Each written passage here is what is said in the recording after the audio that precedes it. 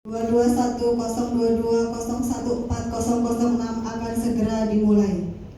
Ketua penguji, promotor, kopromotor, serta anggota penguji lainnya akan segera memasuki ruangan sidang. Kami persilakan dengan hormat kepada para undangan untuk dapat berdiri.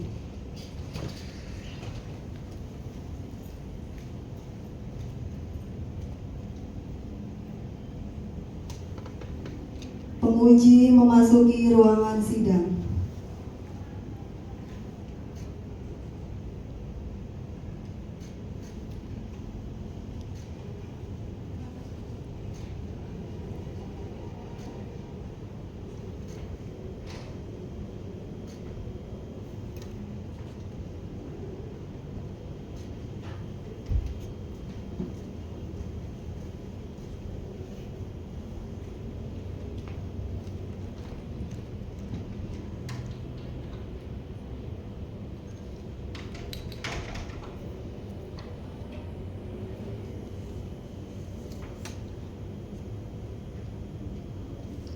Kepada para undangan, kami persilakan untuk duduk kembali.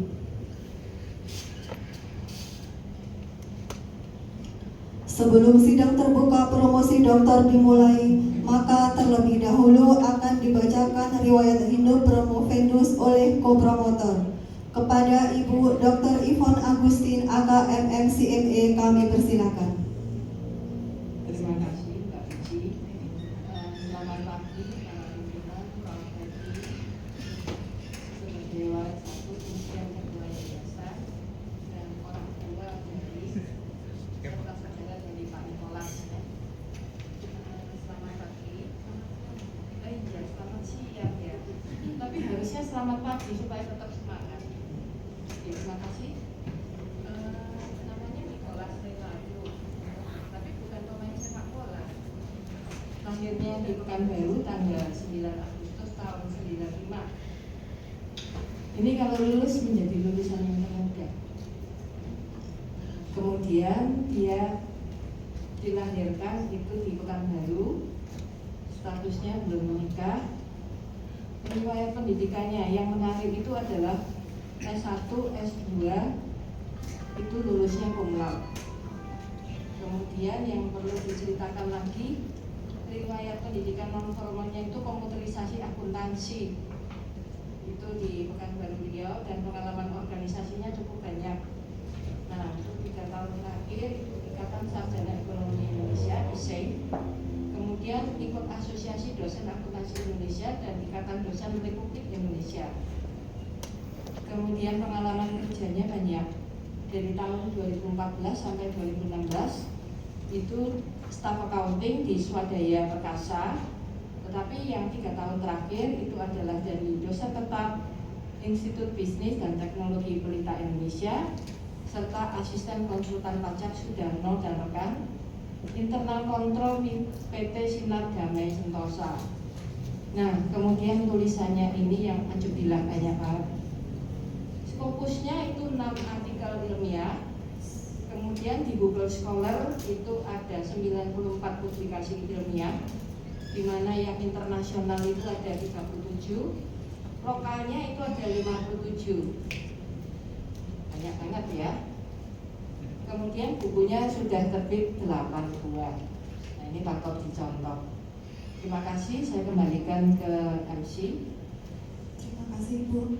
Kami persilahkan kepada Ibu Profesor Dr. Yolanda Masnita Siagian MMCIRR CMA CPM selaku Ketua Penguji untuk dapat memimpin jalannya sidang. Sidang terbuka promosi doktor pada program Doktor Ilmu Ekonomi dengan promovendus Nikolas Renaldo 221-022-014-006 akan segera dimulai. Nikolas Renaldo adalah mahasiswa program Doktor Ilmu Ekonomi Angkatan 22 tahun 2020-2021 dan telah menempuh seluruh mata kuliah, seminar proposal, seminar hasil penelitian dan ujian tertutup. Untuk itu, sidang dengan agenda promosi doktor pada program Doktor Ilmu Ekonomi dengan ini saya buka. Pada saudara promovendus diminta memasuki ruang sidang.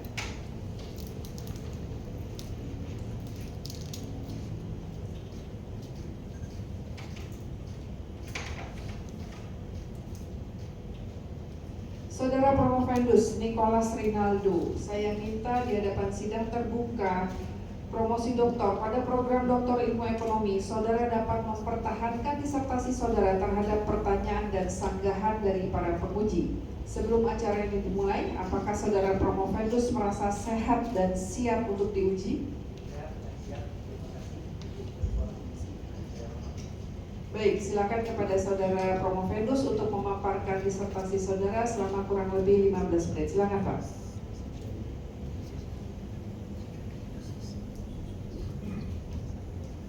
Cek. Selamat siang kepada Ibu Profesor Yolanda Masnita Siagian selaku Ketua Sidang, kepada Profesor Dr. Edwin Wanisari selaku promotor, kepada Ibu Dr. Ivon selaku kopromotor, kepada Bapak Dr. Murtanto, Ibu Dr. Sekar, Ibu Dr. Lin Oktris, dan Profesor Dr. Harim Umar selaku penguji.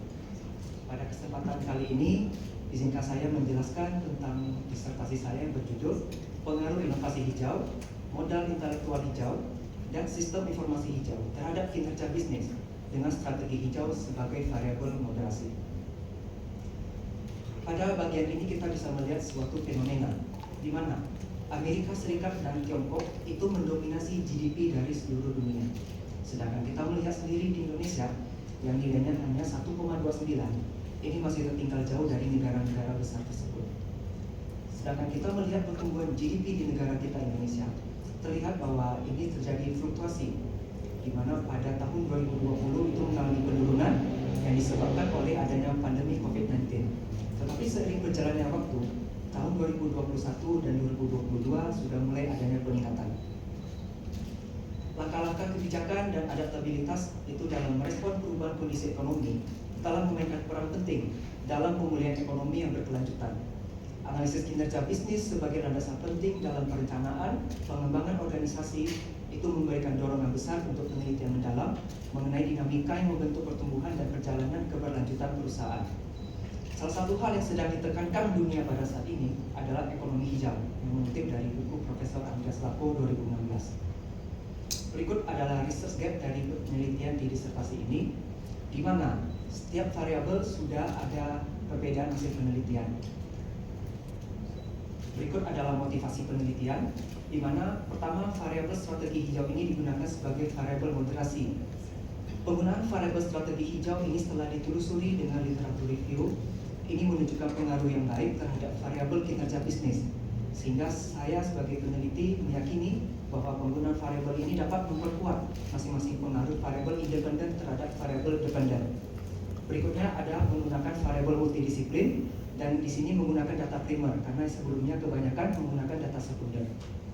Berikut adalah rumusan masalah, di mana saya menguji masing-masing dari pengaruh inovasi hijau, modal intelektual hijau, dan sistem informasi hijau terhadap kinerja bisnis.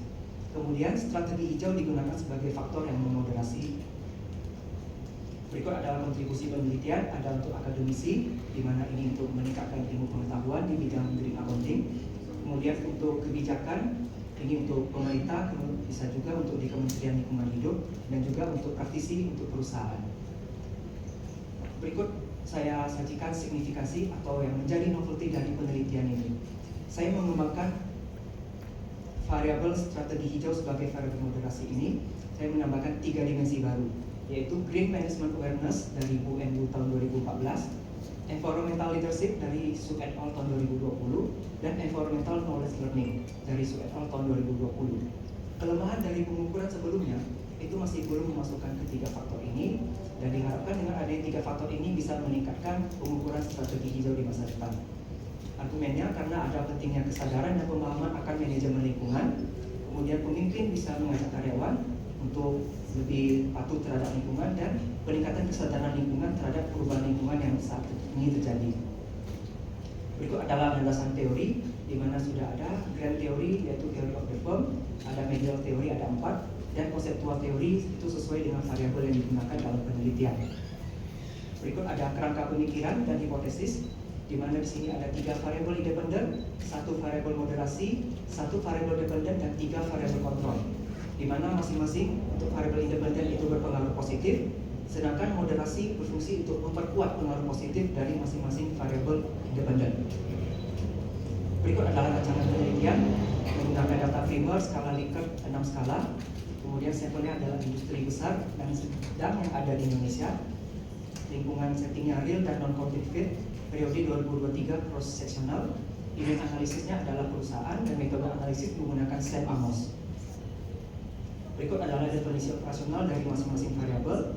Ini ada kinerja bisnis. Kemudian definisi operasional untuk variabel strategi hijau, di mana strategi hijau ini menambahkan 3 dimensi baru sebagai novelty. Dan dari masing-masing dimensi saya menambahkan indikator. Dari Green Management Awareness menambahkan 4 indikator, Environmental Leadership menambahkan 3 indikator, Environmental Knowledge Learning menambahkan 3 indikator. Berikutnya ada untuk variabel inovasi hijau, kemudian untuk modal intelektual hijau, dan untuk variabel sistem informasi hijau. Berikutnya untuk variabel kontrol eco-efficiency, variabel kontrol kedua green culture, variabel kontrol ketiga kredibilitas. Untuk populasi dan sampel ini sesuai dengan perusahaan yang ada di Indonesia, mengambil sampel minimal 1 dari masing-masing perusahaan dengan level manager pengalaman 5 tahun. Berdasarkan Hair et al. 2019 dengan rasio 10:1 maka diperlukan 540 perusahaan. Di sini ada metode analisis data, statistik deskriptif, bersama struktural, identifikasi model, uji hipotesis, uji condition determinasi, dan uji moderasi dilakukan dengan SPSS Amos. Berikut adalah model strukturalnya. Dan ini ada metode analisis data lanjutan menggunakan uji sensitivitas untuk membandingkan indikator lama dan indikator baru, dan uji ekspansi. Di sini menguji per dimensi untuk mengetahui dimensi mana yang bisa berpengaruh paling kuat terhadap kinerja bisnis. Berikut adalah hasil analisis. Yang pertama ada analisis karakteristik responden, berikutnya ada analisis tangkapan responden, dan yang paling penting di sini adalah kriteria model fit, di mana semuanya dikatakan sudah memenuhi dan sudah bisa dilanjutkan untuk tahapan analisis berikutnya. Kemudian second order analysis untuk menguji validitas dan reliabilitas dari masing-masing indikator pembentuk dimensi dan dimensi pembentuk variabel, di mana semuanya sudah memenuhi kriteria valid dan reliable. Berikut adalah hasil analisis untuk uji hipotesis. Inovasi hijau itu berpengaruh negatif terhadap kinerja bisnis. Maka itu hipotesisnya ditolak karena hipotesisnya itu bertuliskan berpengaruh positif. Dan juga untuk beberapa variabel lain juga sama ditolak, dan hanya ada satu yang diterima, yaitu strategi hijau yang memperkuat pengaruh sistem informasi hijau terhadap kinerja bisnis dengan P1TL-nya sebesar 0,013 signifikan pada 5%. Multiple square correlation itu sebesar 94,8% karena menggunakan uji moderasi. Berikutnya ada hasil uji sensitivitas, di mana bisa kita lihat di sini nilai multiple square correlation untuk model pertama yang menggunakan novelty itu lebih tinggi, 10,9% daripada model kedua yang tanpa menggunakan novelty. Ini berarti bahwa pengujian menggunakan variabel yang sudah diperbarui novelty-nya ini bisa menunjukkan hasil yang lebih baik. Berikut ada uji ekspansi. Dari sini ke 6 dimensi utama dari variabel strategi hijau menunjukkan hanya 5 yang berpengaruh signifikan, sedangkan 1 itu tidak berpengaruh, yaitu environmental leadership. Berikut adalah pembahasan uji hipotesis. Yang pertama adalah inovasi hijau yang memberikan pengaruh negatif terhadap kinerja bisnis. Berinvestasi dalam inovasi hijau secara jangka panjang ini dapat meningkatkan efisiensi operasional, mengurangi biaya jangka panjang, dan memperluas pangsa pasar dengan menarik konsumen yang lebih peduli lingkungan. Namun dikarenakan perusahaan yang menjadi sampel didominasi oleh perusahaan yang usianya 11-15 tahun, sehingga untuk investasi jangka panjang pada inovasi ini membutuhkan tingkat pengembalian yang lebih lama, sehingga untuk jangka pendek itu masih belum bisa dirasakan dampaknya. Yang kedua ada modal intelektual hijau, di mana itu berpengaruh negatif juga terhadap kinerja bisnis. Pengembangan dan implementasi modal intelektual hijau umumnya memerlukan investasi awal yang signifikan. Perusahaan akan mengalami tekanan keuangan karena biaya riset, pengembangan, dan pelatihan karyawan untuk mengadopsi praktik hijau ini. Sampel didominasi oleh kepemilikan swasta dengan jumlah 77% dari keseluruhan sampel. Perusahaan dalam negeri cenderung kurang memaksimalkan penggunaan modal yang dimiliki dan sangat berbeda dengan kepemilikan asing yang dapat memaksimalkan karena rintangan yang dihadapi oleh perusahaan ini lebih berat sehingga penggunaan modal mereka bisa menjadi lebih efektif dan efisien. Yang ketiga adalah sistem informasi hijau yang berpengaruh positif tetapi tidak signifikan. Sistem informasi hijau ini cenderung meningkatkan efisiensi operasional dengan mengoptimalkan penggunaan sumber daya, mengurangi konsumsi energi, dan juga meminimalkan limbah. Meskipun dampaknya tidak dirasakan secara langsung, tetapi dalam jangka panjang ini bisa memberikan kontribusi yang baik pada kinerja bisnis. Berikutnya, strategi hijau tidak memperkuat pengaruh positif inovasi hijau terhadap kinerja bisnis. Beberapa perusahaan mengadopsi strategi hijau sebagai upaya pemasaran dan pencitraan untuk mendorong inovasi hijau yang substansial. Jika strategi hijau bersifat lebih untuk pencitraan dan tidak didukung dengan inovasi yang mendalam, dampak positif terhadap kinerja bisnis dapat menjadi terbatas. Berikutnya, strategi hijau tidak memperkuat pengaruh positif modal intelektual hijau terhadap kinerja bisnis. Implementasi praktik ramah lingkungan terkait dengan modal intelektual hijau memerlukan perubahan dalam budaya perusahaan dan kebijakan sumber daya manusia. Jika perusahaan menghadapi kesulitan, maka strategi hijau tidak dapat diterapkan dengan baik. Dan yang terakhir, strategi hijau memperkuat pengaruh positif sistem informasi hijau terhadap kinerja bisnis. Strategi hijau ini merupakan penggunaan sistem informasi dan teknologi ramah lingkungan yang mengoptimalkan proses bisnis, mengurangi konsumsi energi, dan mengurangi biaya operasional. Hasil penelitian ini sejalan dengan teori pemrosesan informasi, di mana strategi hijau memperkuat pengaruh positif ini. Strategi hijau yang terintegrasi dengan sistem informasi hijau ini akan membantu pengelolaan data dan pelaporan yang ramah lingkungan, berkontribusi secara bisnis dalam keseluruhan perusahaan, dan juga ini memastikan keputusan diambil berdasarkan informasi yang andal. Berikutnya ada pembahasan untuk uji ekspansi dengan Y-nya sebagai kinerja bisnis, di mana dari 6 dimensi utama dari variabel strategi hijau, ada 2 yang saya bold, Green Management Awareness dan Environmental Knowledge Learning yang memberikan pengaruh positif, di mana Green Management Awareness ini adalah kesadaran terhadap manajemen hijau, mendorong perusahaan untuk mencari cara efisien dalam penggunaan energi dan sumber daya. Hal ini dapat mengurangi biaya operasional dan meningkatkan efisiensi. Untuk environmental knowledge learning, ini juga memberikan pengaruh positif. Peningkatan pengetahuan lingkungan ini mendorong inovasi ramah lingkungan juga. Karyawan yang memahami dampak lingkungan dari kegiatan bisnis mereka cenderung mengembangkan solusi inovatif yang ramah lingkungan.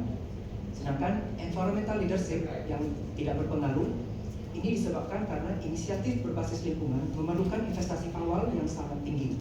Beberapa pemimpin berpendapat bahwa manfaat jangka pendek dari penerapan ini masih belum bisa dirasakan dalam waktu dekat, sehingga mereka belum mau untuk menerapkannya. Berikutnya ada pembahasan untuk variable control, di mana ekoefisiensi berpengaruh positif dan signifikan. Ini berfokus pada penggunaan sumber daya, energi, dan bahan. Kita mengoptimalkan penggunaan sumber daya ini dapat mengurangi biaya operasional dan lainnya, sehingga ini akan memberikan kontribusi yang bagus juga untuk perusahaan. Berikutnya green culture yang tidak berpengaruh signifikan. Ini sama seperti environmental leadership yang sebelumnya, dikarenakan budaya yang masih belum mendukung dan juga masih terbatasnya SDM yang paham tentang kontribusi terhadap lingkungan ini, sehingga masih belum bisa memberikan pengaruh signifikan. Dan yang terakhir ada credibility yang berpengaruh positif dan signifikan. Perusahaan yang memiliki kredibilitas bagus itu cenderung memiliki kinerja yang bagus juga. Berikutnya ada kesimpulan, keterbatasan, implikasi, dan saran penelitian. Untuk kesimpulan hanya satu hipotesis yang diterima, sedangkan 5 hipotesis lainnya itu ditolak. Yaitu yang diterima ini adalah sistem strategi hijau memperkuat pengaruh positif sistem informasi hijau terhadap kinerja bisnis. Untuk keterbatasan, yang pertama ada kesulitan dalam mendapatkan model fit pada AMOS, dikarenakan untuk mendapatkan model yang tepat membutuhkan begitu banyak constraint yang sudah hasil dilakukan juga. Kemudian keterbatasan pada skala Likert 6 skala, di mana pada angka 3 dan 4 itu sering terjadi ambiguitas, tetapi ini juga sudah bisa diatasi dengan baik. Berikutnya ada implikasi, integrasi strategi hijau dengan sistem informasi hijau, dan memperkuat dukungan terhadap inisiatif strategi hijau dan sistem informasi hijau. Mendukung dan memperkuat ini membutuhkan implementasi yang cukup jangka panjang juga, tetapi dipercaya ini bisa memberikan hasil yang baik untuk perusahaan. Berikutnya saran penelitian untuk akademisi dan penelitian berikutnya. Ini bisa menggunakan penelitian cakupan kelompok sampel yang lebih luas, menggunakan dimensi dan indikator yang lebih baik, tentunya bisa dikembangkan. Kemudian saran untuk perusahaan ini adalah mengimplementasikannya sesuai dengan tujuan dan misi bisnis dari perusahaan tersebut. Sedangkan kontribusi kebijakan ini advokasi pembuatan kebijakan lingkungan yang lebih ketat, inovatif, dan mendukung tujuan keberlanjutan. Sekian yang dapat saya sampaikan dari presentasi sidang terbuka ini. Mohon maaf apabila terdapat kekurangan. Oke, baik. Setelah kita mendengarkan paparan dari Promovendus, maka tahapan selanjutnya adalah tahapan pengujian. Dimulai yang pertama adalah Bapak Dr. Murtanto, MSI, AK, CA, CPA, CCFA. Silakan Pak. Terima kasih Ilangga. Ketua sidang, pertama saya ucapkan selamat ya, Nicholas sudah masuk di terakhir di S3 ya, di sidang kita ini. Oke, menanggapi apa yang sudah disampaikan tadi, termasuk yang sudah ditulis di disertasi di sidang terbuka ini, ada dua hal yang ingin saya minta konfirmasi dan penjelasan dari Mas Nicholas. Dari tiga variabel utama tadi ya, inovasi hijau, kemudian modal intelektual hijau, dan sistem informasi hijau. Saya ingin mengambil satu saja dari tiga variabel, yaitu tentang sistem informasi hijau. Ya. Kalau saya membaca secara bodohnya gitu ya, suatu sistem informasi itu dibangun kan digunakan untuk decision support system, ya kan? Dari level apapun lah, dari low managerial, middle managerial sampai managerial tertinggi, ya. Nah, kemudian dari data yang ditulis di disertasi sih juga menarik. Sebenarnya kalau lihat respon dari responden ya, yang mayoritas tuh middle management ke atas gitu ya, itu rata-rata juga setuju ya, bahkan cenderung mendekati ke sangat setuju gitu ya. Nah, tapi dari hasil ini ternyata ditolak ya, hipotesisnya. Nah, sebenarnya apa sih yang melekat, isu apa sih yang melekat di sini di sistem informasi isu ini, sehingga ya harusnya sebagai suatu sistem, mau namanya hijau, biru, apa itu kan suatu sistem informasi ya, harusnya bisa dimanfaatkan untuk mendukung suatu keputusan, apalagi ini kaitan dengan suatu kinerja bisnis ya. Nah, mohon itu dijelaskan. Terima kasih Pak Dr. Murtanto. Izin untuk memberikan tanggapan. Saya setuju dengan yang Pak Murtanto berikan tentang support system di sistem informasi hijau ini. Akan tetapi di hasil pengujian menunjukkan tidak berpengaruh. Dia memang bertanda positif, tetapi dia tidak signifikan. Itu sebenarnya perusahaan memang setuju kalau dalam hal persepsi untuk meningkatkan atau menggunakan implementasi sistem informasi hijau ini. Akan tetapi pada implementasi yang di lapangannya, mereka itu membutuhkan biaya yang lebih besar pada awalnya. Seperti yang kita ketahui, teknologi baru, apalagi teknologi yang mengarah pada teknologi green atau ramah lingkungan, itu biayanya cukup besar. Sehingga investasi itu kalau dilakukan pada saat ini memang masih belum bisa memberikan dampak yang besar pada jangka pendek, tetapi untuk jangka panjang itu bisa. Maka itu dia masih berpengaruh positif, tetapi masih belum tidak signifikan secara itu, Pak. Oke.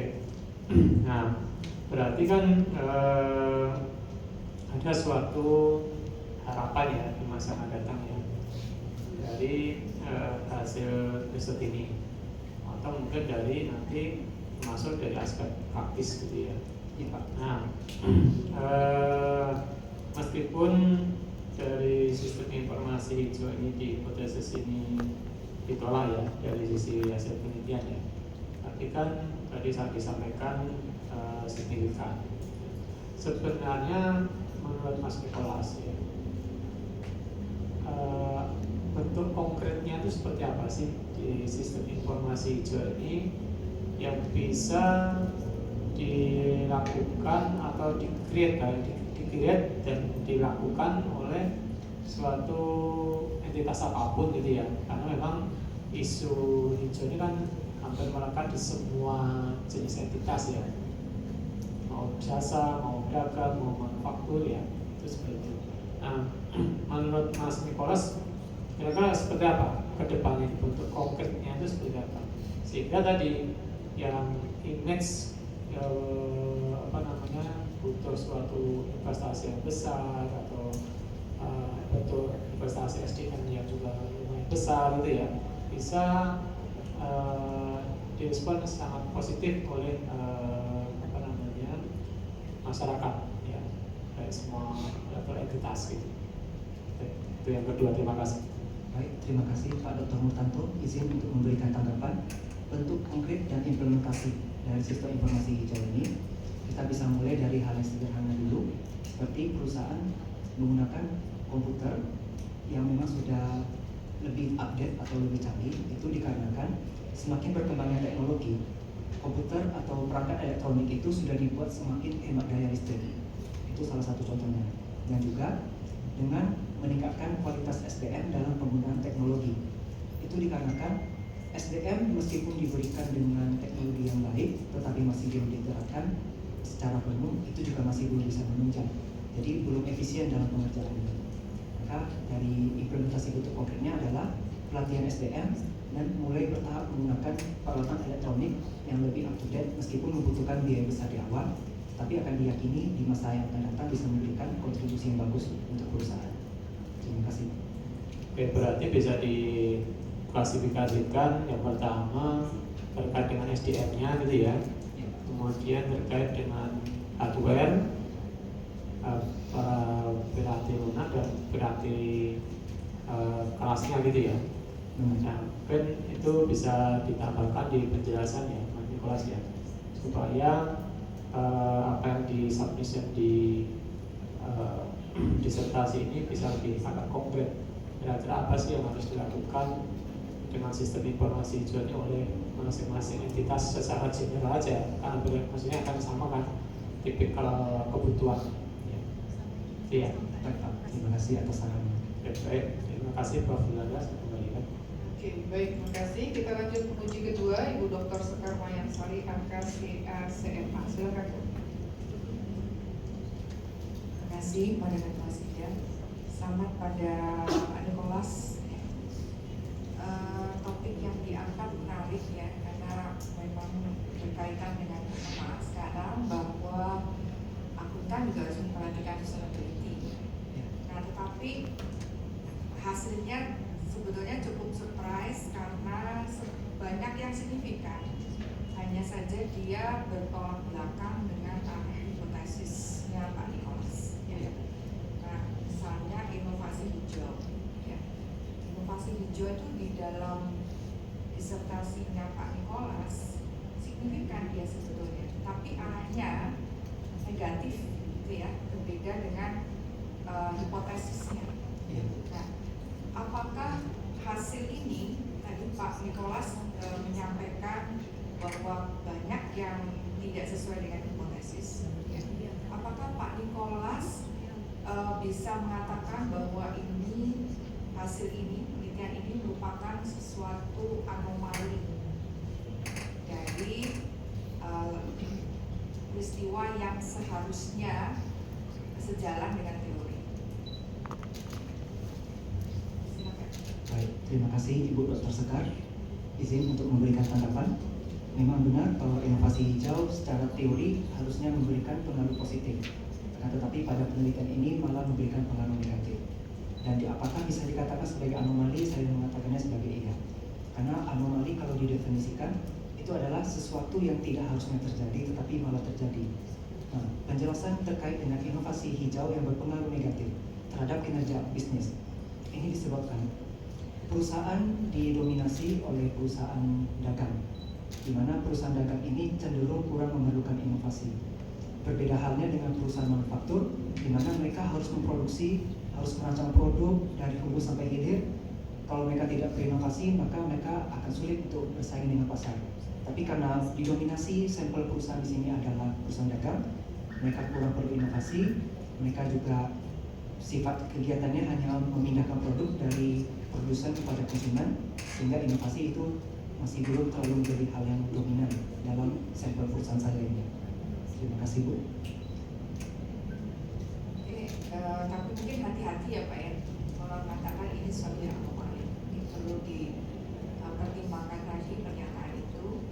Kemudian yang kedua Pak, sekarang ini kalau kita bicara profesi akuntan, ada tagline yang mengatakan bahwa akuntan tidak lagi melihat pada angka, beyond the numbers, ya. Nah kemudian apalagi sekarang diterbitkan PSAK S1 dan S2. Nah, kira-kira relevansi penelitian Bapak dengan PSAK S1 dan S2 itu bagaimana Pak? Baik, terima kasih Bu Dr. Sekar. Izin untuk menanggapi mengenai PSAK S1 dan S2. Ini memang kita sebagai seorang akuntan harus selalu mematuhi regulasi yang ada.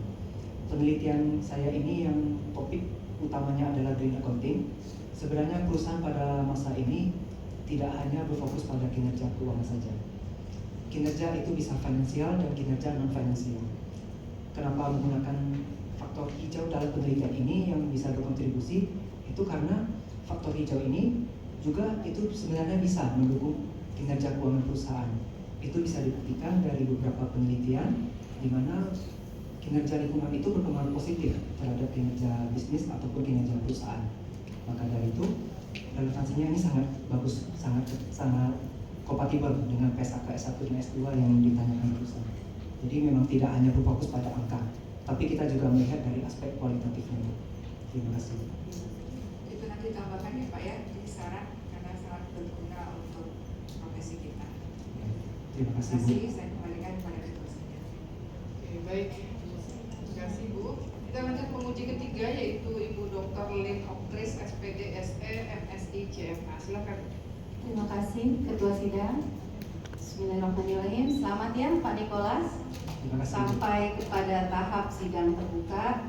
Saya ingat sekali tanggal 23 Oktober 2023 saudara sidang proposal berproses sampai sidang hasil, sidang tertutup, sampai sekarang hasilnya jauh lebih baik dari proses ini. Selamat ya. Terima kasih Bu. Oke. Topik yang Promovendus sampaikan di sini adalah topik yang terkini sebenarnya bagi kita sebagai seorang akuntan. Seperti Bu Dr. Sekar bilang, sudah keluar IFRS S1 dan S2, harus kita tambahkan di dalam disertasi Promovendus, ya. Itu sangat penting sekali. Jadi di saran itu harus dieksplor sedemikian rupa sehingga pembaca itu bisa nanti adik-adik tingkat nih, teman-teman yang masih sekolah, yang berproses juga untuk menjadi doktor, bisa melihat variabel-variabel yang Promovendus hari ini sampaikan bisa nanti dilanjutkan. Yang sekarang kita lihat sampel penelitian rata-rata dari sampel kalau kita cek adalah perusahaan perdagangan, ya. Nanti kalau misal teman-teman yang audiens yang berminat untuk green ini masuk ke dalam dunia industri, itu mungkin akan beda hasilnya, ya kan? Oke, itu apa saran? Ada pertanyaan untuk Promovendus. Promovendus mengangkat teorinya legitimasi teori, Benar.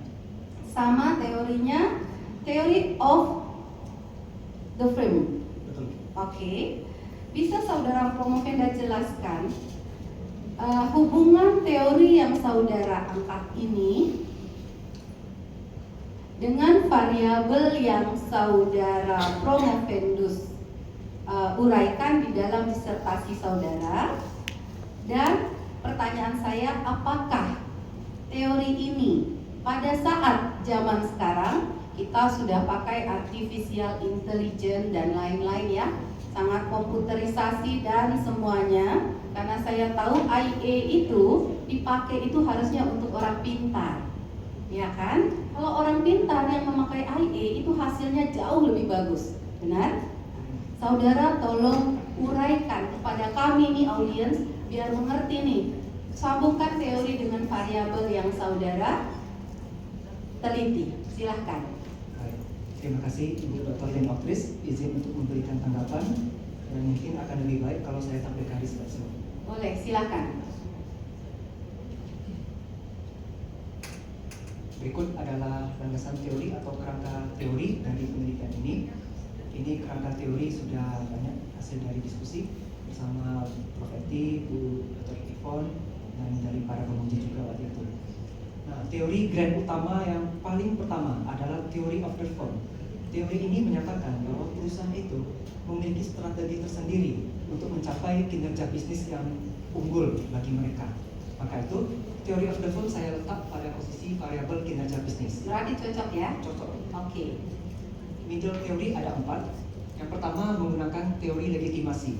Teori legitimasi itu lebih kepada sebuah pencitraan sebuah perusahaan di mana ia ingin bernilai baik di mata publik.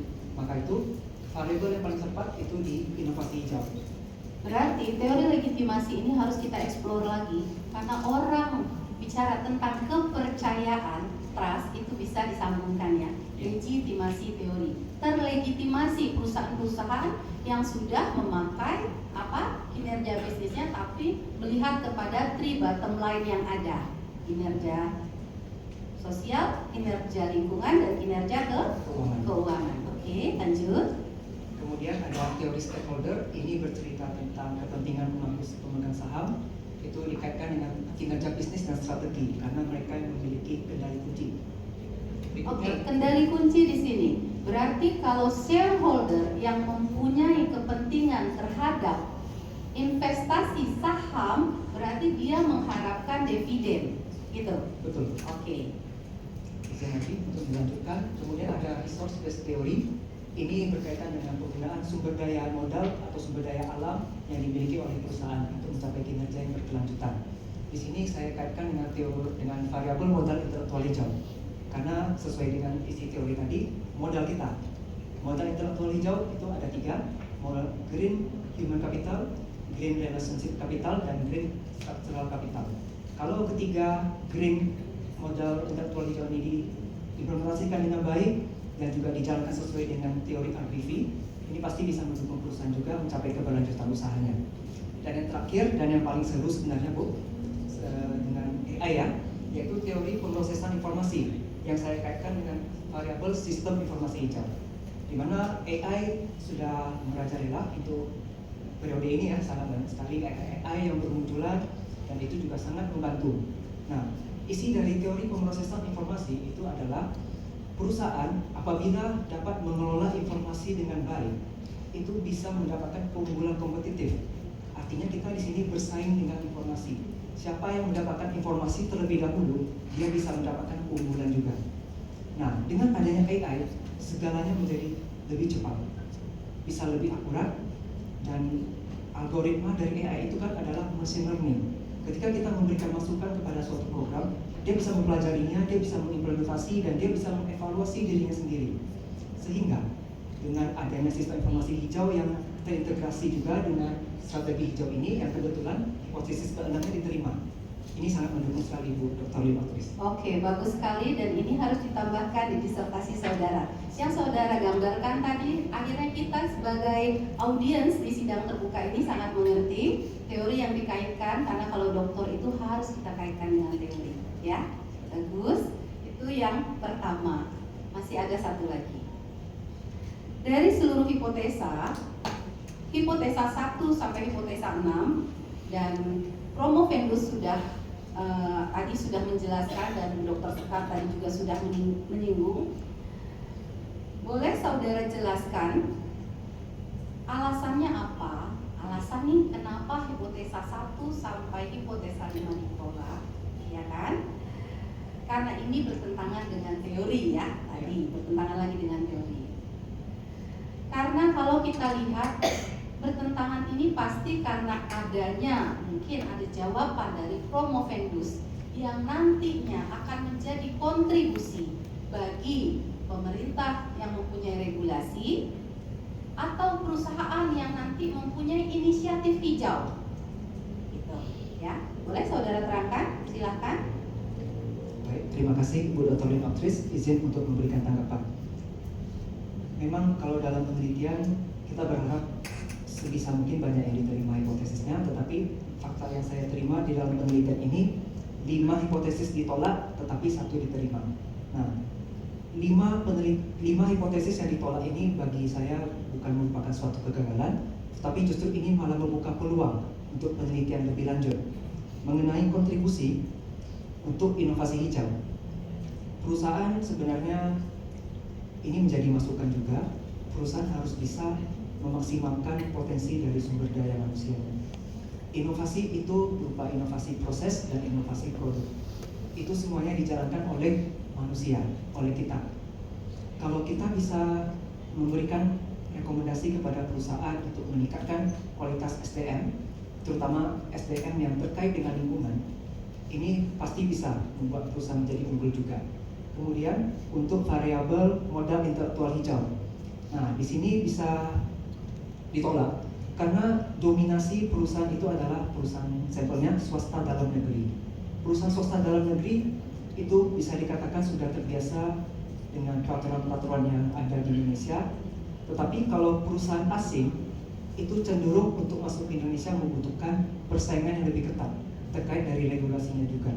Sehingga perusahaan yang asing meskipun sampelnya dia jumlahnya lebih kecil, makanya tidak signifikan. Nah, perusahaan asing ini mereka harus lebih berusaha lebih keras, harus lebih ekstra untuk mendapatkan izin legalitas usaha dan lainnya. Berikutnya untuk sistem informasi hijau yang secara parsial itu masih belum berpengaruh positif, masih belum memberikan hasil yang signifikan. Itu disebabkan karena seperti yang sebelumnya, itu dikarenakan implementasi dari sistem teknologi itu membutuhkan biaya yang besar pada tahap awal, sehingga perusahaan ada berkemungkinan menerapkannya itu secara perlahan dulu. Kemudian untuk faktor moderasi, itu untuk inovasi hijau dan modal intelektual hijau itu masih belum tersinergi dengan sempurna dengan strategi, di mana strategi yang seperti yang kita ketahui merupakan visi misi dari perusahaan untuk mencapai keunggulannya. Maka itu dari kelima hipotesis yang ditolak ini sangat-sangat besar bisa memberikan peluang untuk penelitian berikutnya. Dari itu saya rasa itu saja Bu Dr. Rinotris, terima kasih. Oke, terima kasih. Cukup dari saya kembalikan kepada Ketua Penguji. Oke, baik, kita lanjut kepada penguji berikut yaitu Profesor Dr. Haryono Umar, AKMSCCA. Silakan, Prof. Baik, terima kasih Prof. Yolanda dan Bapak semuanya.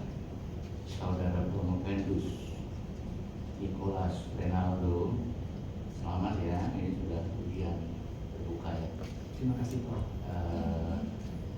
Kalau kontennya sih bagus ya, karena sesuai dengan kebijakan pemerintah juga untuk Indonesia Emas, di mana ada 4 hal yang akan dibangun, termasuk salah satunya adalah berlanjutan. Ada paling tidak ada beberapa hal yang ingin saya konfirmasi kepada saudara. Yang pertama, variabel inovasi hijau, variabel intellectual capital hijau, kemudian variabel strategi hijau, strategi ya, variabel strategi hijau itu adalah 3 variabel yang harmoni, yang sama, yang kita sebut sebagai kategorinya work, activity dan program yang dijalankan perusahaan. Kalau dia itu dijalankan dengan baik, biasanya akan berpengaruh kepada performance, itu kan? Ya Prof. Sama dengan mahasiswa. Kalau dia kuliah mengerjakan tugas dengan baik, itu nanti performance-nya akan baik juga, IPK-nya bagus. Sedangkan sistem informasi hijau itu adalah supporting. Tadi sudah dikatakan supporting system. Supporting adalah yang mendukung atau yang menderive. Kita bisa mampu umpamanya untuk belajar dengan baik kalau wifi kita kencang. Nah, yang ingin saya dapatkan pandangan dari Anda, bukankah sebaiknya sistem informasi hijau itu sebagai paradigma moderasi dan strategi hijau itu adalah paradigma X? Silakan. Baik, terima kasih Prof. Haryono Umar atas pertanyaannya. Izin untuk memberikan tanggapan. mengenai sistem informasi hijau yang sebaiknya dijadikan moderasi dan strategi hijau yang dijadikan variabel independen. Dari penelusuran literatur itu memang cukup banyak bervariasi variabel, karena variabel green ini semuanya saling berharmoni ya Prof. Dimana kalau ada penelitian ini yang pakai variabel inovasi hijau, maka dia ada pakai variabel seperti sistem informasi hijau atau strategi hijau lainnya. Jadi memang sering ditemukan. Nah, dari pemilihan variabel ini sebelumnya saya sudah melakukan literatur review, di mana hasil literatur review ini menunjukkan bahwa strategi hijau ini mendominasi pengaruh positif terhadap kinerja bisnis. Akan tetapi sulit untuk menemukan variabel yang berpengaruh negatif atau berpengaruh tidak signifikan terhadap kinerja bisnis. Maka dari itu, strategi hijau itu lebih diutamakan sebagai variabel moderasi. Jadi bukan sistem informasi hijau. Untuk argumentasi lainnya, kenapa strategi hijau? Karena strategi hijau itu kan berupa visi misi kita di dalam perusahaan. Apalagi kalau kita mengaitkannya dengan lingkungan, visi misi perusahaan, dominasi perusahaan di Indonesia itu menggunakan sumber daya alamnya. Kalau dia tidak mengoptimalkan strateginya dengan baik, maka itu sulit untuk bersaing di kompetisi nasional atau di internasional. Maka dengan adanya strategi hijau, itu akan mendukung, akan bersinergi dengan inovasi hijau, modal intelektual hijau, dan sistem informasi hijau. Di mana terbukti juga dari pengujian hipotesis yang ke-6, sistem informasi hijaunya itu bersinergi positif juga dengan strategi hijau. Nah, dari hal tersebut bisa didapatkan bahwa memang dari hasil penelitian ini tentunya lebih cocok sistem informasi hijau sebagai variabel X dan strategi hijau sebagai variabel moderasi. Mungkin itu yang dapat saya sampaikan, Prof. Baik, tapi untuk dipikir-pikir masa depan ya. Baik, Prof. Jadi kalau kita menentukan variabel itu substansinya juga kita perlu pertimbangkan, bukan hanya masalah statistiknya aja gitu ya. Iya, Prof. Kemudian yang kedua, sebetulnya respondennya ini individual atau organisasi. Yang berapa tuh 500 berapa? 545. Nah, 545 itu orang atau perusahaan? Izin menjawab, Prof. Ya, Perusahaan yang diwakili oleh manajer. oleh manajer. Jadi yang menjawab itu satu orang atau banyak? Satu orang. Satu orang. Jadi memang satu orang mewakili perusahaan ya. Iya, Prof. Ya, cuman memang di disertasinya itu ya kadang-kadang kita lihat ini seakan-akan individu. Ya. Ditanyakan masalah apanya, usianya, pendidikannya, itu kan lebih terkesan pada individu. Ya, itu perlu dipertimbangkan aja di berikutnya nanti ya. Baik, Prof. Jangan sampai rancu. Kalau itu kan rancu kita membacanya ini individu atau organisasi. Kalau organisasi sudah tepat karena memang variabelnya itu adalah variabel organisasi gitu ya. Iya, Prof. Jadi yang 545 itu adalah perusahaan. Betul, Prof. Ya. Ini yang terakhir, sebagai seorang doktor ilmu akuntansi itu ke depan ini diharapkan pertama orang dokter akuntansi itu harus memiliki DN. Yang kedua, dia tidak boleh terkena penyakit SK. DN itu artinya dua mata. Jadi nggak boleh kita hanya menggunakan kasat mata untuk membaca angka dan kata-kata saja. Dan kita harus mampu menelusuri beyond ada information. Kan? Yang kedua, yang saya sebut sebagai sakit kulit. Sakit kulit itu artinya kita hanya peduli sama yang kulit aja, ya kan? Ada informasi ini ngomongnya, profitnya seperti Garuda Indonesia profitnya berapa itu 11,3 miliar Brexit. Harusnya kita tahu bagaimana isinya. Oh ternyata dia sebetulnya rugi 2,4 triliun. Nah itu kira-kira menurut Anda nanti menjadi seorang dokter ilmu akuntansi, apa yang harus dipersiapkan oleh para akuntan masa depan? Silakan. Baik, terima kasih Prof. Dr. Haryono Umar atas pertanyaannya. Izin untuk memberikan tanggapan mengenai DN yang dua mata. Kita fokus pada beyond the information.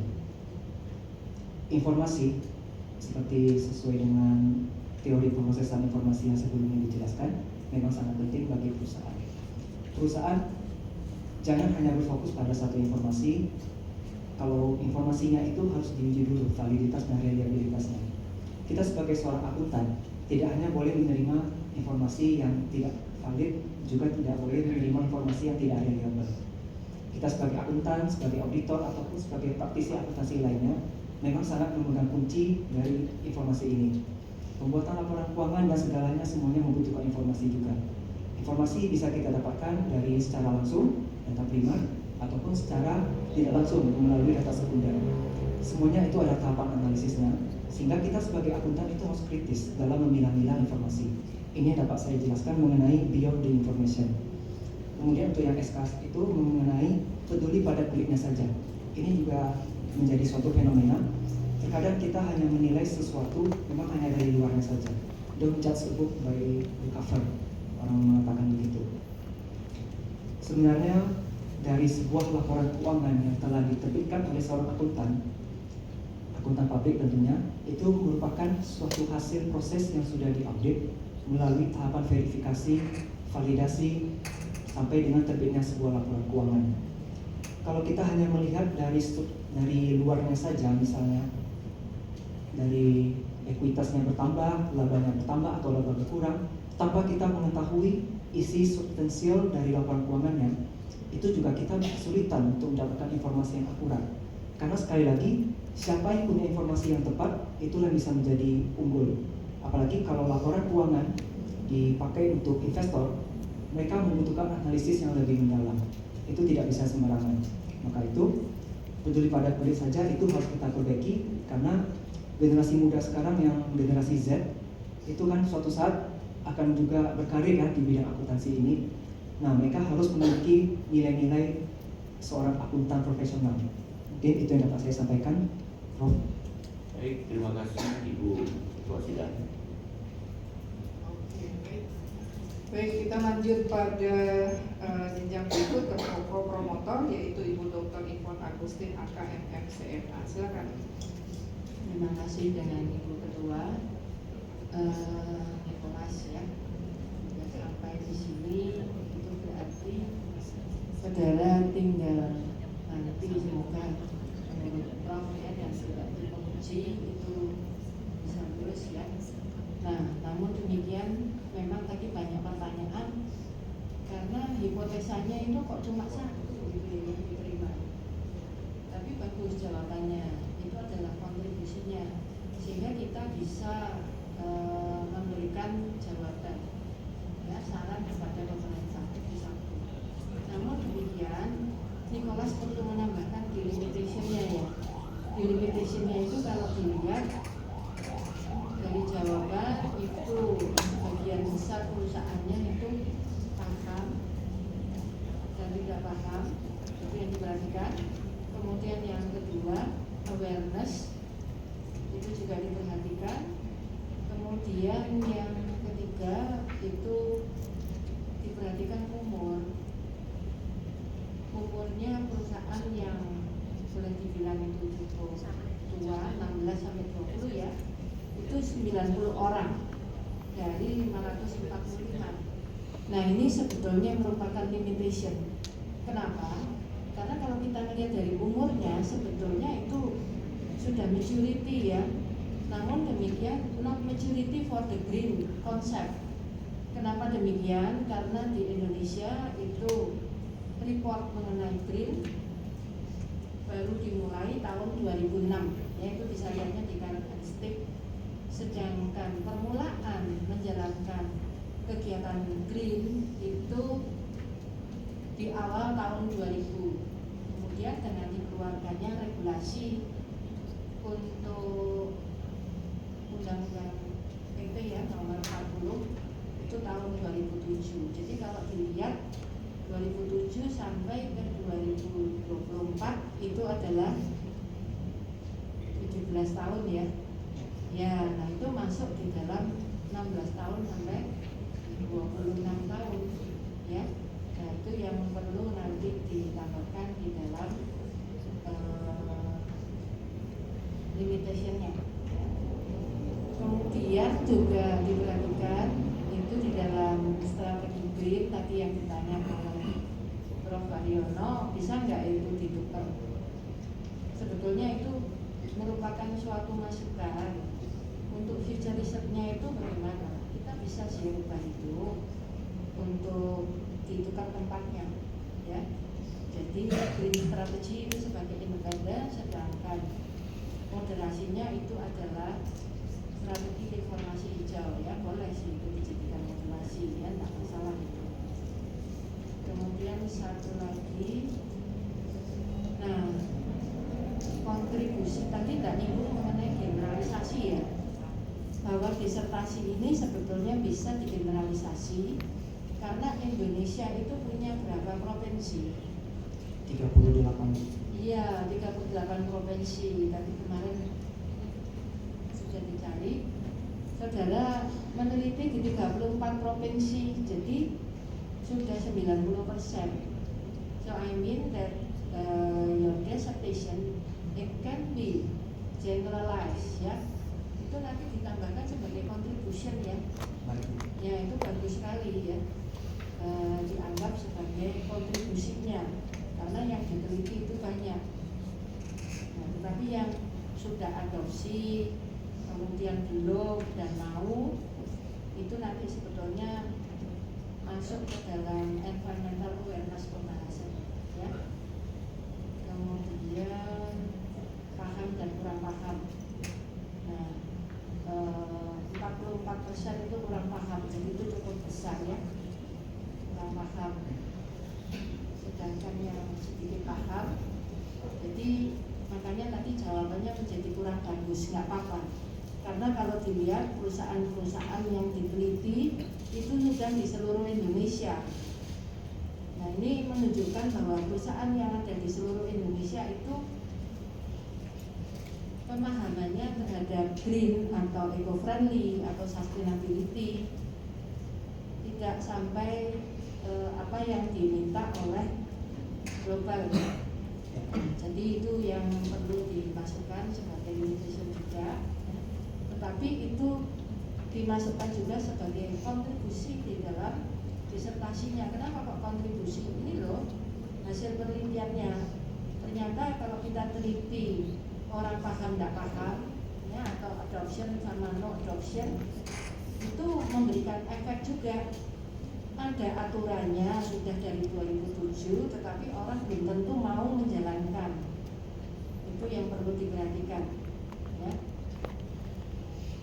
Ya, kemudian, nah, yang belum dibahas itu mengenai ekspansi tadi. Ekspansi itu kalau dilihat berapa yang diterima, coba 1, 2, 3, 4, 5, 6. Ya, 6 loh yang diterima kan ini. Iya, Bu. Ya, nah itu perlu diperhatikan. Sedangkan environmental leadership kenapa kok dia negatif? Itu jawabannya tergantung dari responden yang mengisi tadi, adoptionnya, kemudian knowledge-nya, ya, itu masukkan untuk environmental leadership. Baik, Bu. Ya, itu sebagai tambahan. Terus alangkah baiknya kalau saudara memasukkan green management awareness as a ranking number 1, and then number 2 itu adalah teknologi bersih, ya, green teknologi, dan number 3 itu adalah product stewardship, number 4 itu adalah environmental knowledge learning, walaupun masih ada ini efisiensi, ya, tapi di ranking masuk top 4 itu apa aja, ya, itu dari uji ekspansi. Oke, jadi yang diterima itu ya memang lebih dari 0,1, ya, jadi diterima bagus gitu. Kemudian juga bandingkan antara koefisien determinasi antara ekspansi, kemudian sensitivitas baik yang novelty atau yang non novelty. Itu yang novelty ternyata tinggi 0,9, sedangkan yang tanpa itu 0,8. Iya, Bu. Nah, ini berarti kemajuan yang signifikan. Even sebagian besar itu adalah adoptionnya itu belum, tapi mereka memiliki persepsi berarti di dalam dirinya as a person, sebagai orang bukan sebagai perusahaan yang mewakili, itu mereka sudah memiliki konsep green, ya, walaupun tidak tinggi sekali, ya. Oke, mungkin itu yang dilakukan. Kemudian satu lagi, sebelum lulus itu ada moro-moro juga nasihat bahwa menjadi dokter meskipun di usia muda, we need to be as humble, ya, humble, and then we need to be trusting, ya, jujur, rendah hati, dan kemudian yang penting itu kita tulus. Kemudian ada satu strategi lagi, itu adalah membumi.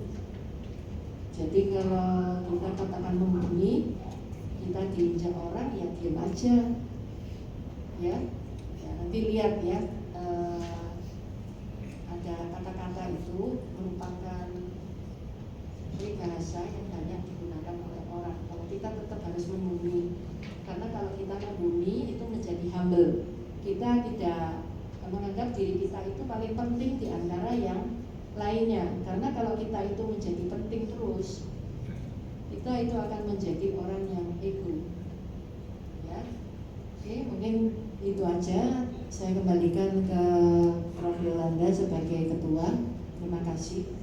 Oke, baik. Terima kasih Bu Ivon. Kita lanjut kepada promotor, Profesor Dr. Eti Muhammad-Sari AK MMCA. Silakan, Prof. Terima kasih Prof. Yolanda selaku Ketua Sidang.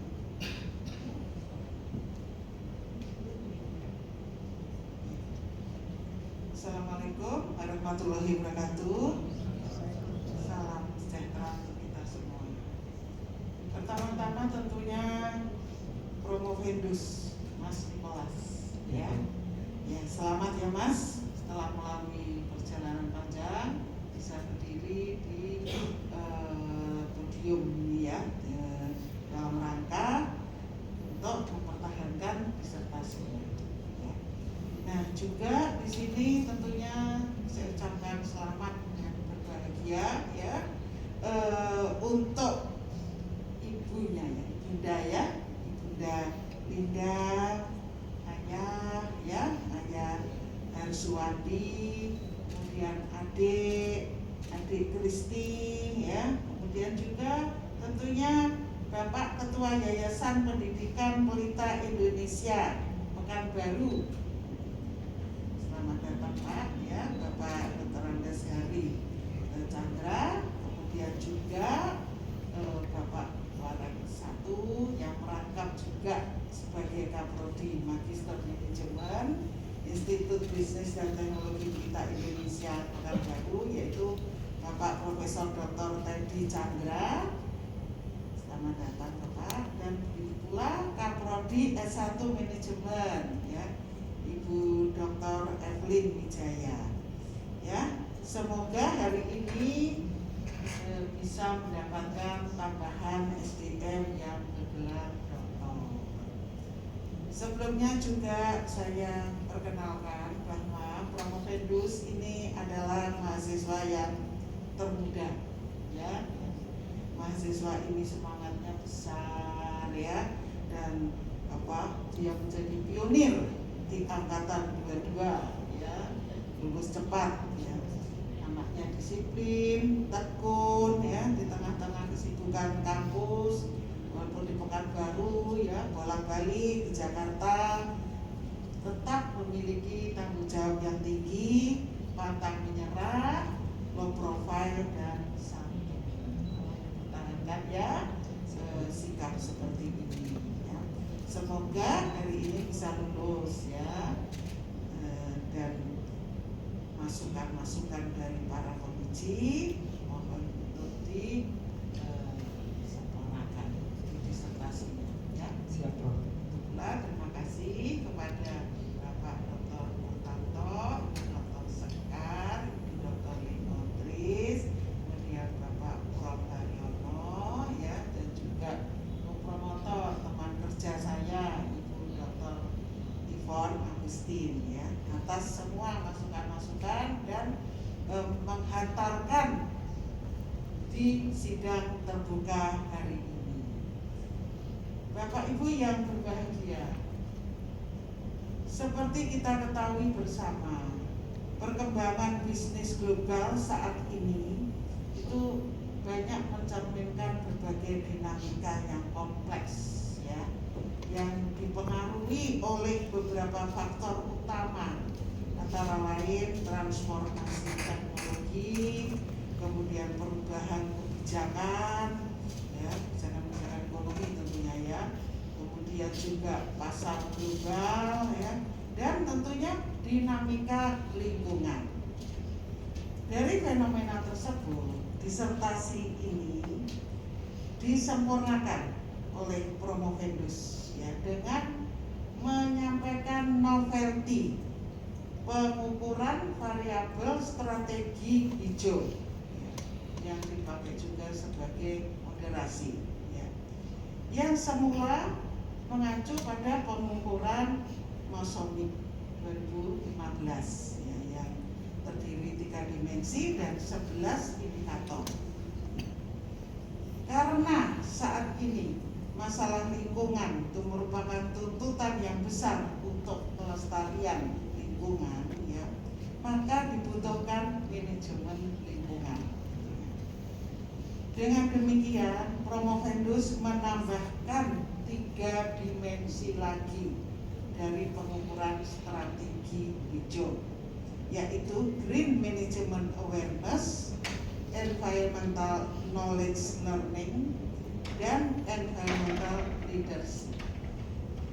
Hasil penelitian memang hanya strategi hijau yang terbukti memperkuat sistem informasi hijau terhadap kinerja bisnis. Betul, memang ini suatu anomali yang menyanggah dari teori ya. Nah, dengan demikian maka di sini penelitian masih perlu dilanjutkan ya, Mas, dan dikembangkan lebih lanjut ya, sehingga nanti akan bisa membuktikan betul tidak anomali yang terjadi saat ini ya. Namun walaupun demikian, penelitian ini tetap memiliki manfaat dan dapat diimplementasikan ya. Terima kasih. Wassalamualaikum warahmatullahi wabarakatuh. Saya kembalikan ke Prof. Yolanda selaku ketua sidang. Oke, baik. Dengan promotor tadi menyampaikan beberapa hal ya, terutama poin-poin positif tentang Promovendus, maka waktu bagi para penyangga untuk mengajukan pertanyaan telah selesai. Tahapan selanjutnya adalah nilai, dan alhamdulillah nilai sudah diperoleh, maka kita bisa dalam tahapan pengumuman nilai. Silakan, Pak. Kami persilahkan kepada Ibu Profesor Dr. Yolanda Maslita Siagian, MNCIRR CMA CPM, selaku Ketua Penguji untuk dapat mengumumkan hasil dari sidang terbuka ini. Promovendus dipersilahkan untuk maju ke depan.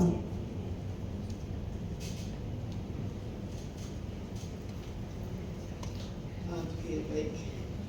Berdasarkan hasil rapat yudisium sidang terbuka promosi doktor pada program doktor ilmu ekonomi dengan mempertimbangkan prestasi, ketekunan, ketelitian, serta kesungguhan, serta semangat Promovendus dalam menjalankan proses pendidikan, maka dengan ini diputuskan Nicholas Renaldo dinyatakan lulus dengan predikat sangat memuaskan. Kepadanya diberikan hak untuk menyandang gelar doktor sesuai dengan hak dan kewajibannya serta kehormatan yang melekat pada gelar itu. Dr. Nicholas Renaldo 221-022-014006 adalah doktor ke-808 dari program Doktor Ilmu Ekonomi Universitas Trisakti dan merupakan lulusan Doktor Konsentrasi Akuntansi yang ke-133.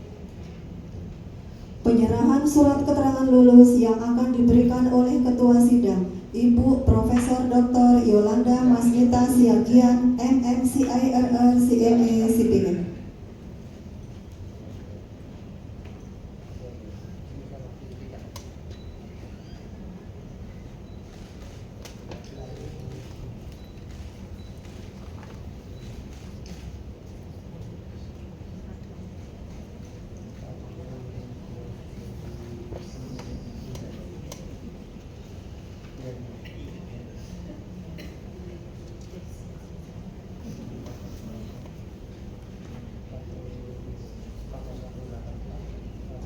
Ucapan terima kasih oleh Dr. Nicholas Renaldo.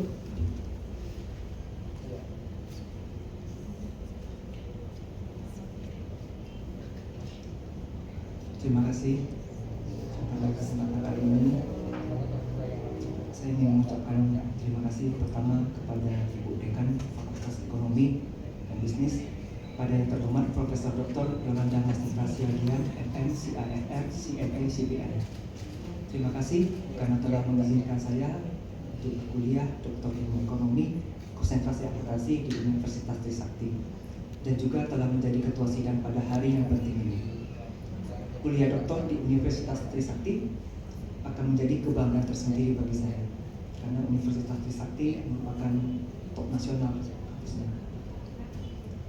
Ini Universitas Trisakti merupakan kampus yang selama ini saya idam-idamkan. Saya sangat menghargai semua bantuan dan fasilitas yang telah diberikan selama proses perkuliahan ini. Terima kasih atas kepercayaannya dan pada kesempatan yang berharga ini. Terima kasih, Prof. Kepada promotor sekaligus ketua konsentrasi Profesor Dr. Eti Mulwanisari, MM AKCE. Terima kasih banyak, Prof, sudah membantu saya. Tidak ada lagi yang bisa saya ungkapkan selain rasa terima kasih yang mendalam kepada Profesor selaku promotor dalam menekuni membimbing saya menyelesaikan disertasi ini. Beliau tidak hanya memberikan bimbingan akademis yang luar biasa, tapi juga memberikan inspirasi, dorongan, motivasi, semangat, semuanya diberikannya kepada saya. Dan ini semuanya tidak bisa tergantikan, Prof. Kehadiran beliau tidak hanya membantu saya menyelesaikan disertasi ini, tapi juga membantu saya menjadi seorang doktor yang lebih baik. Beliau mengajarkan tentang bagaimana kita harus menjadi dosen yang berkontribusi dan mendidik dengan ikhlas seperti beliau mendidik saya hingga pada hari ini.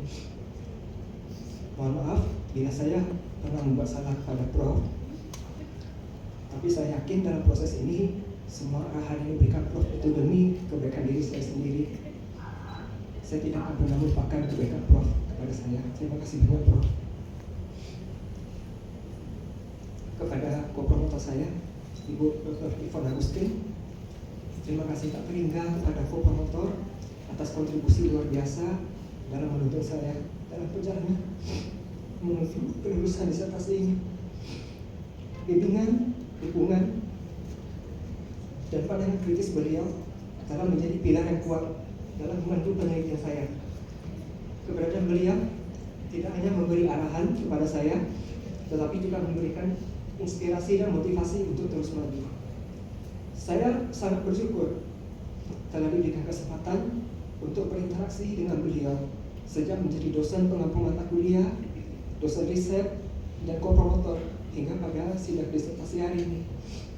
Beliau juga mengajarkan tentang bagaimana menjadi seorang pendidik yang rendah hati. Semua kontribusi beliau sangat dihargai dan akan selalu saya kenang.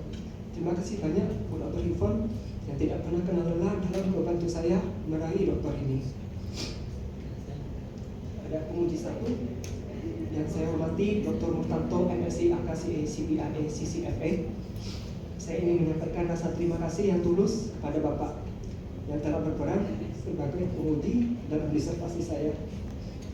Pertama kali saya kuliah dengan beliau pada saat semester 3, dan saat itu saya tahu kalau Pak Dr. Murtanto ini adalah orang yang sangat baik.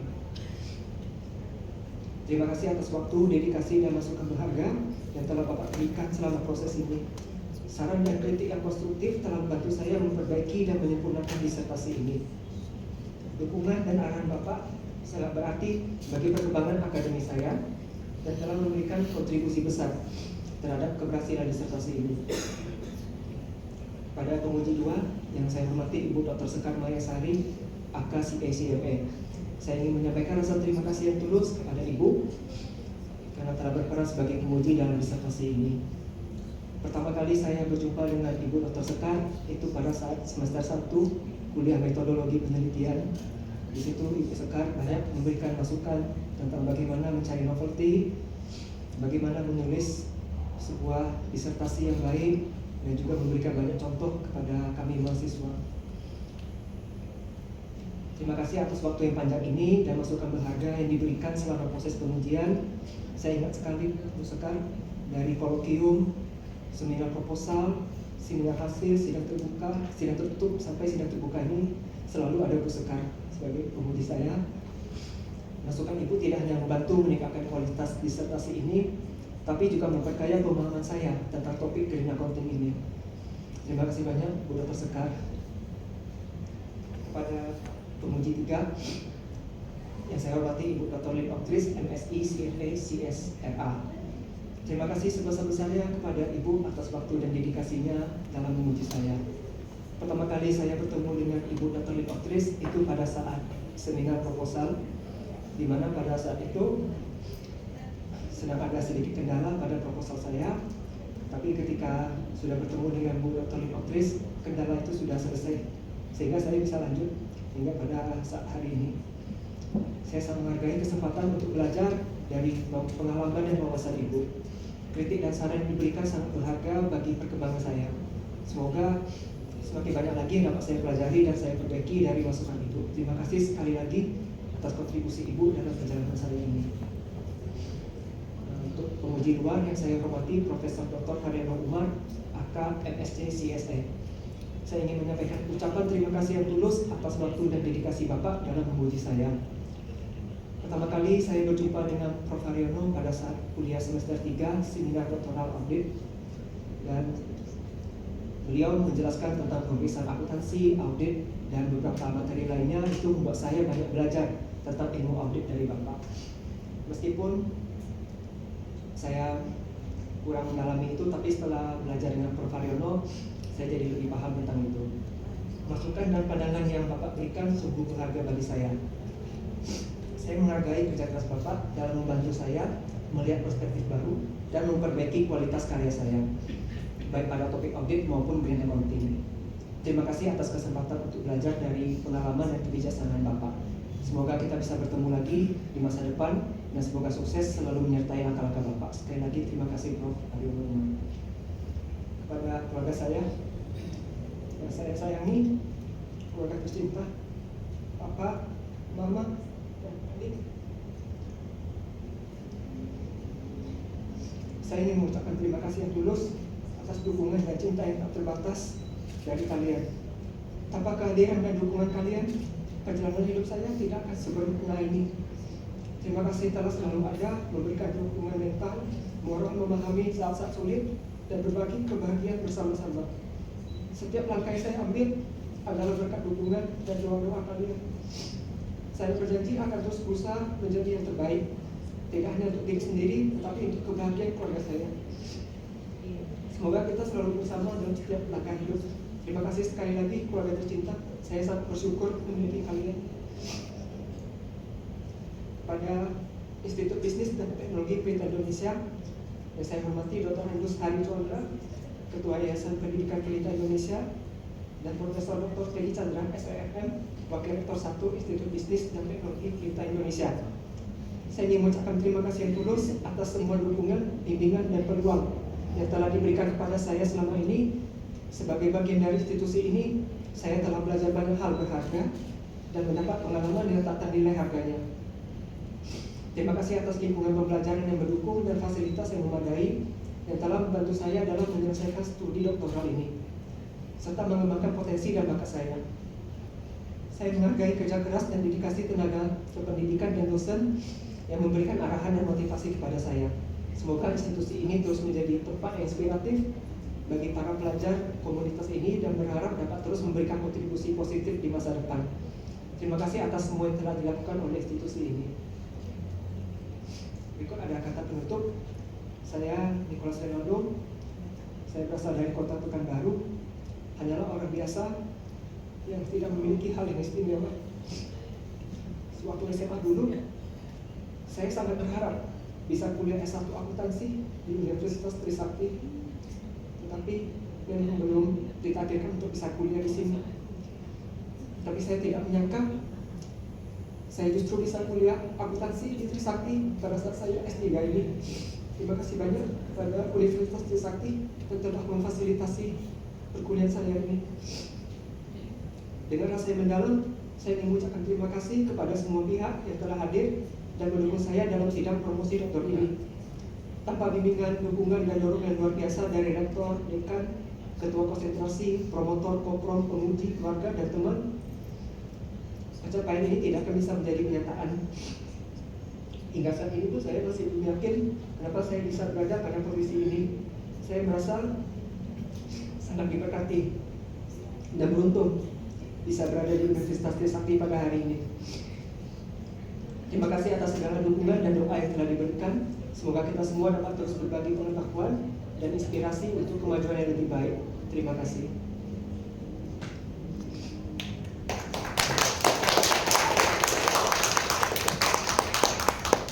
Hadirin yang kami hormati, sidang terbuka promosi program Doktor Ilmu Ekonomi dengan Promovendus Dr. Nicholas Renaldo NIM 2210220140006 telah selesai.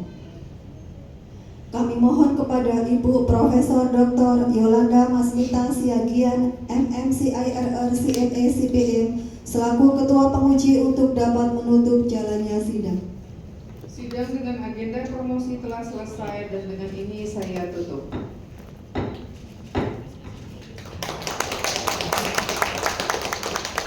Dengan demikian, sidang ujian terbuka dengan acara promosi Dr. Nicholas Renaldo telah selesai.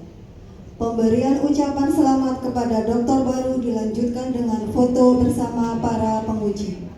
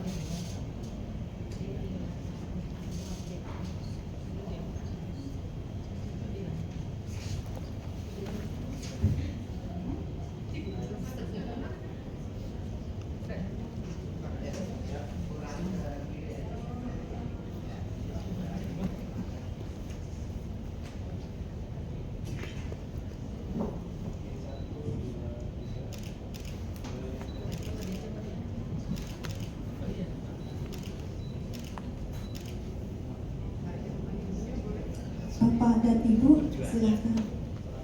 Orang tua, adik.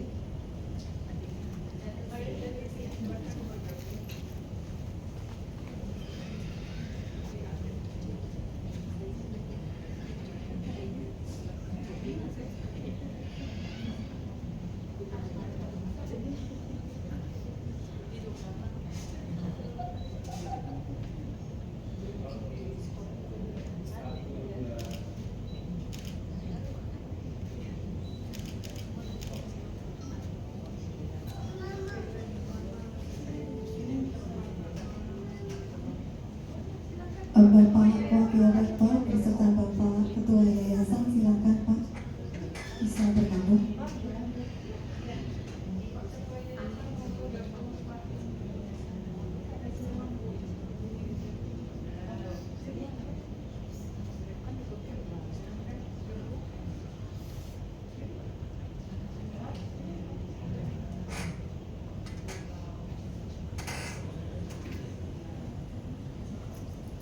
Siap, 1, 2, 3.